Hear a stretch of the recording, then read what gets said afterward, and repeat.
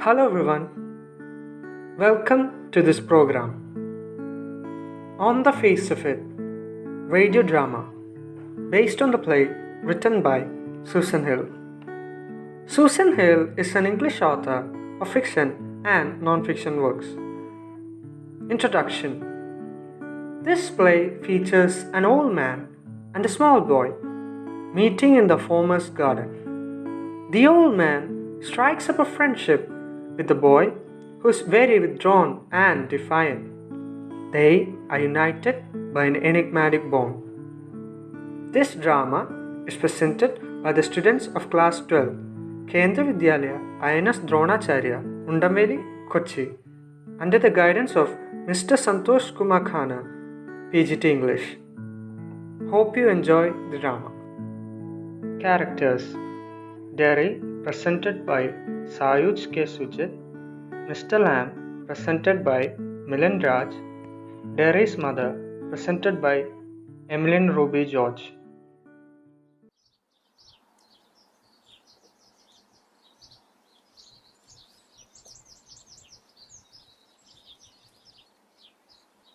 Scene 1. The first meeting. This scene is set on Mr. Lamb's beautiful garden, which is filled with apple trees. It's a pleasant September day.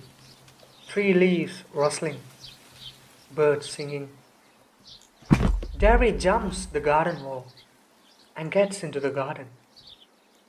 There is the occasional sound of bird song and of tree leaves rustling. Derry's footsteps are heard as he walks slowly and tentatively through the long grass. He pauses, then walks on again. He comes round a screen of bushes, so that when Mr. Lamb speaks to him, he is close at hand, and Derry is startled. Mind the apples, boy. You could trip. What? Who's that? Who's out there? Lamb's my name. I thought this was an empty place. I thought no one was here. That's all right. I live here. I thought it was empty. An empty house. So it is. Since I'm out here in the garden, it is empty until I go back inside. In the meantime, I'm out here and likely to stop. A day like this, such a beautiful day. Not a day to be indoors. I've got to go. No, not on my account. See, I don't mind who comes into the garden. The gate's always open. Only you climb the garden wall. So you were watching me? I saw you. But the gate's always open. So you're welcome. I just like sitting here. Hey, I did not come to steal anything. No, the young lads steal. You're not so young. I just wanted to come into the garden. So you did. Here we are then. You don't know who I am? A boy, 13 or so. 14. But I have got to go now. Goodbye. Well, there's nothing to be afraid of. Just the garden and me. But I'm not. I'm not afraid. People are afraid of me. Why should that be? You seem fine. Everyone is. It doesn't matter who they are or what they say or how they look, how they pretend. I know. I can see it. See what? What they think. What do they think then? You think, here's a boy. You look at me and then you see my face and you think, that's bad. Oh, that's a terrible thing. Oh, that's the ugliest thing I ever saw. You think, poor boy. But I'm not. Not poor. Underneath you are afraid. Anybody would be. I am. When I look in the mirror and see it, I am afraid of me. No, not all of you. Not of you. Yes.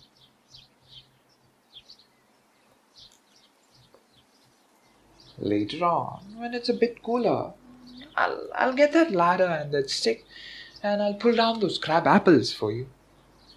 They're ripe for it. And I make jelly, And it's the best time of the year, September. That's a magic fruit, I often say. But it's best picked and made into jelly. And you could give me a hand if you'd like to. What have you changed the subject for? Hey, people always do that. Why don't you ask me? Why do you do what they all do and pretend it isn't true and isn't there? In case I see you looking and mind and get upset, I will tell you. You don't ask me because you are afraid to. You want me to ask? Say so then. I don't like being with people. Any people. I should say, to look at it, I should say you got burned in a fire. Not in a fire. I got acid all down that side of my face and it burned it all away. It ate my face and it ate me up completely. And now it's like this. And it won't ever be any different for me again. No. Aren't you interested? You're a boy who came into the garden. Plenty do. There's nothing God made that doesn't interest me. I'm interested in anybody and anything. Now, look over there. Oh, beside that far wall. What can you see? Just rubbish. Rubbish? Look, boy, look. Over there. What can you see? Just grass and stuff. Weeds. Yes, some call them weeds. And if you like, then a weed garden, perhaps. Now, look around. There are fruits, there are flowers, and trees and herbs of all sorts all around you.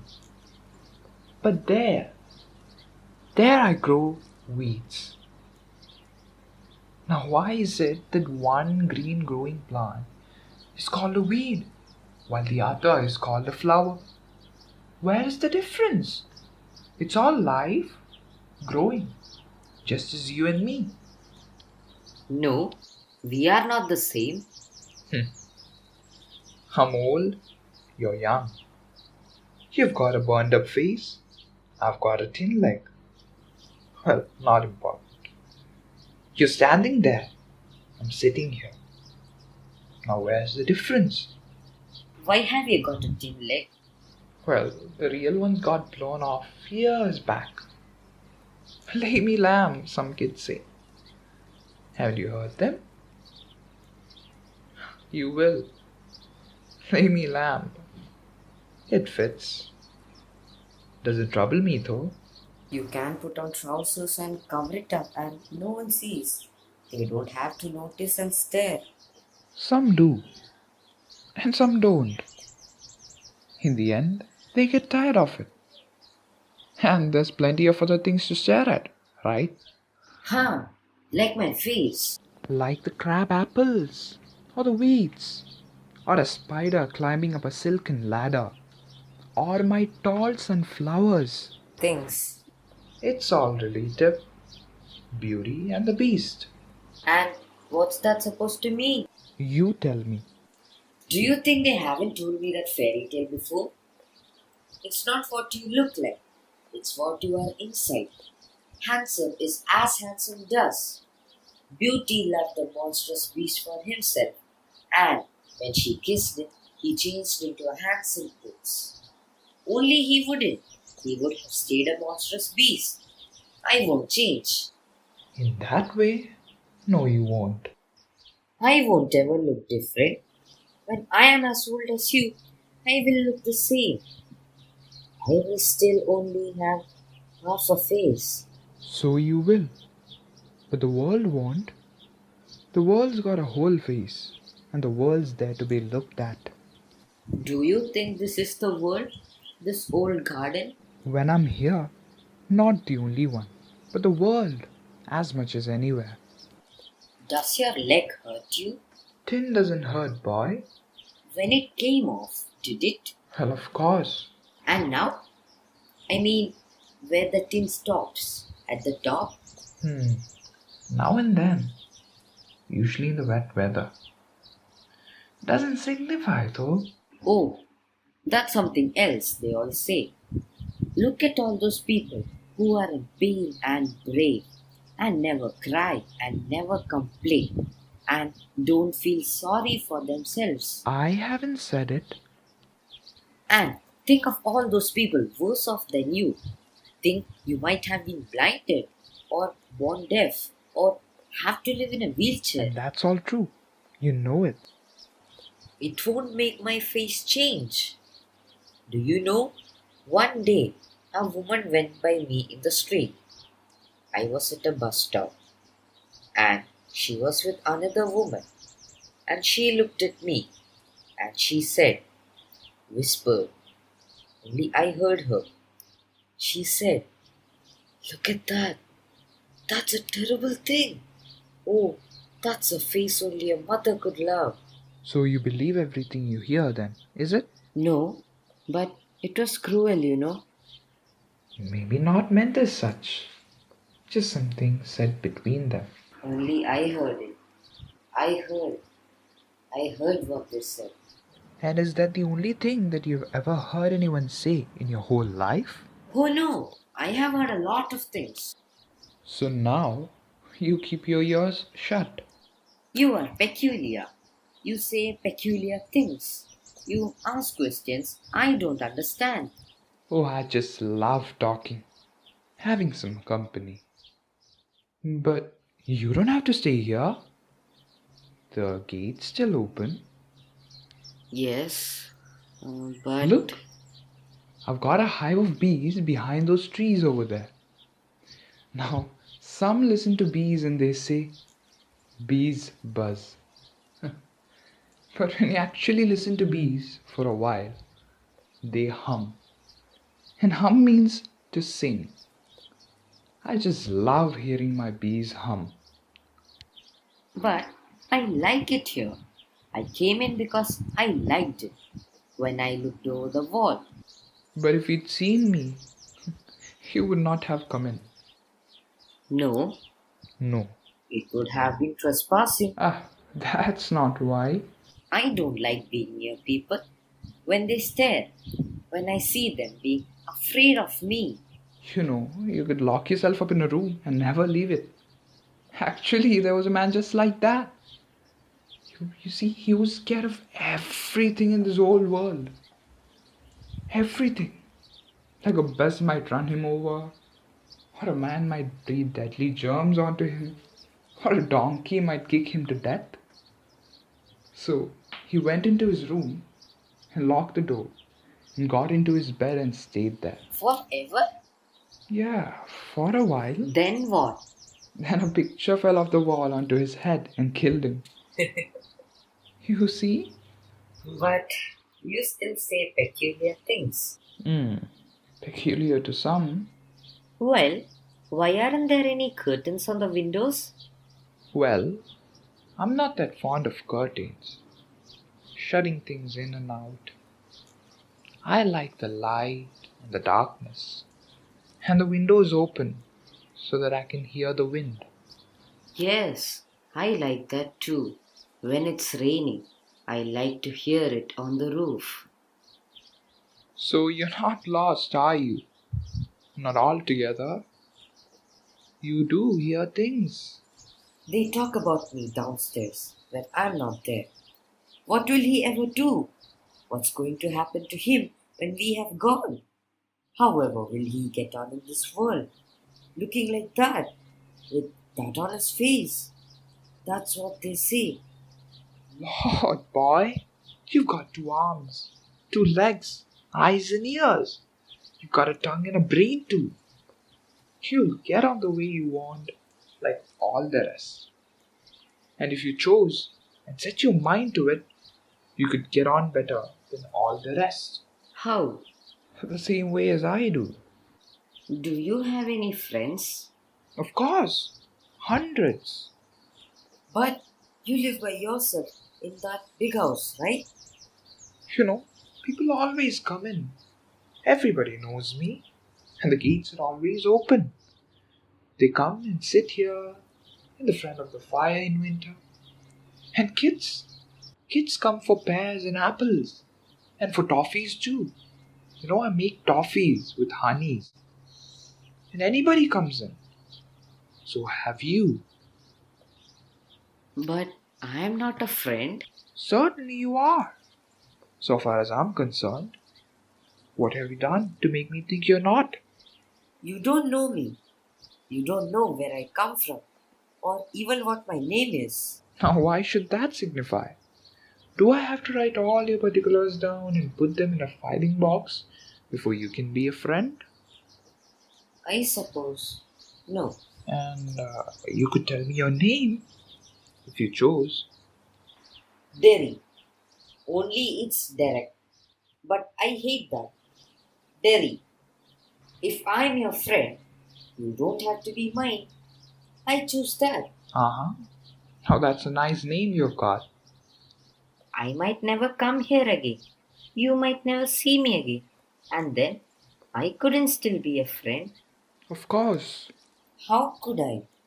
You pass people in the street, and you might even speak to them, but you never see them again. It doesn't mean they're friends. Well, that doesn't mean they're enemies either, does it?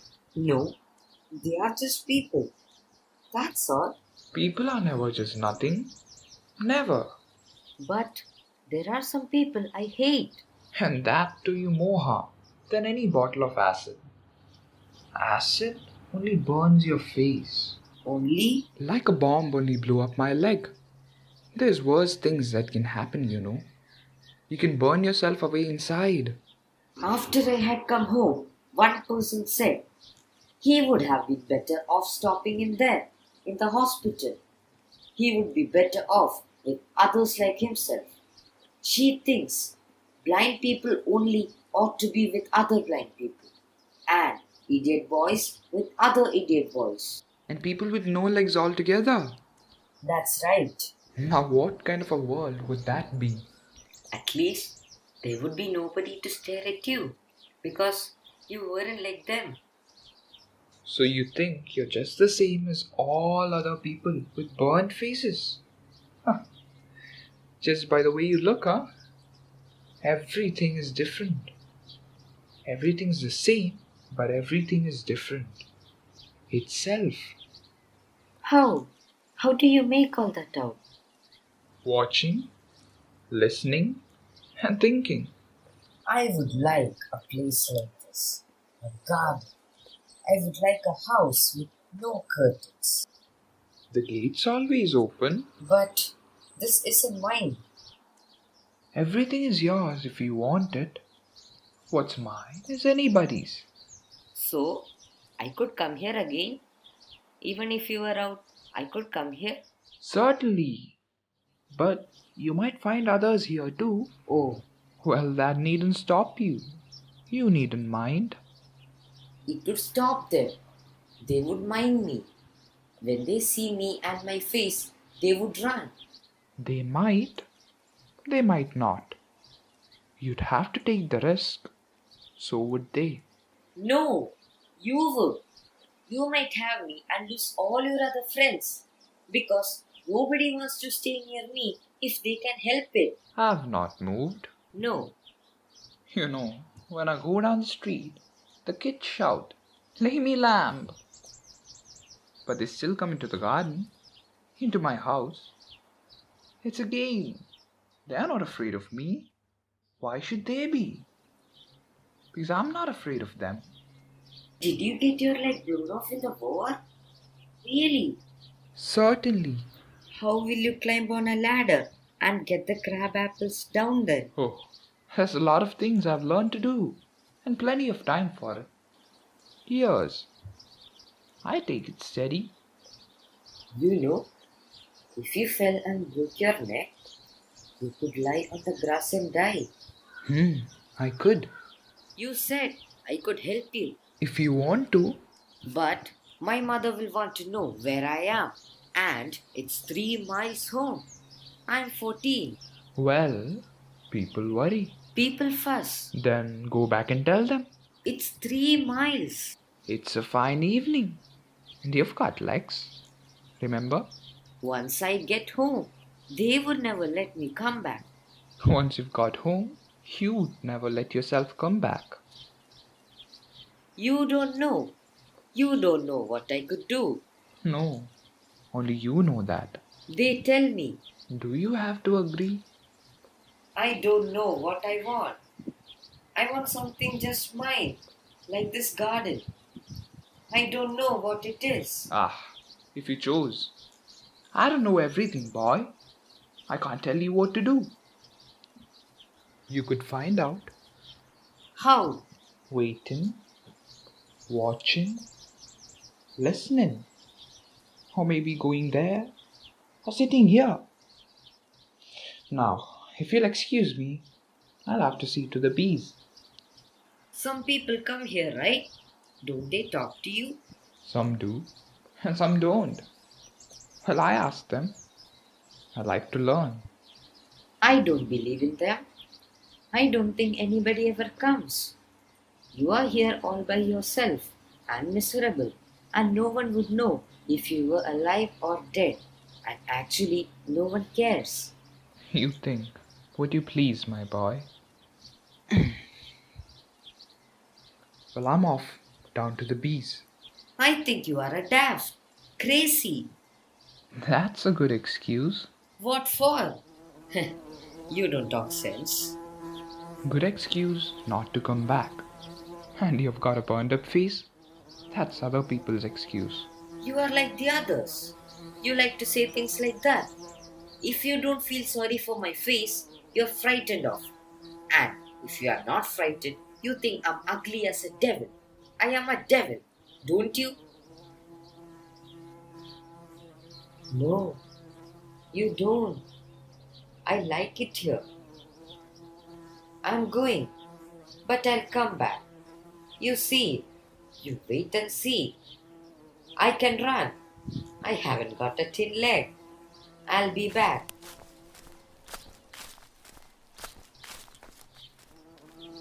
I'll come back. You know.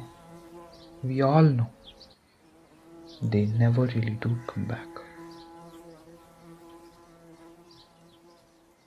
Scene 2. Derry goes home. Derry enters his house, where his mother is anxiously waiting for him.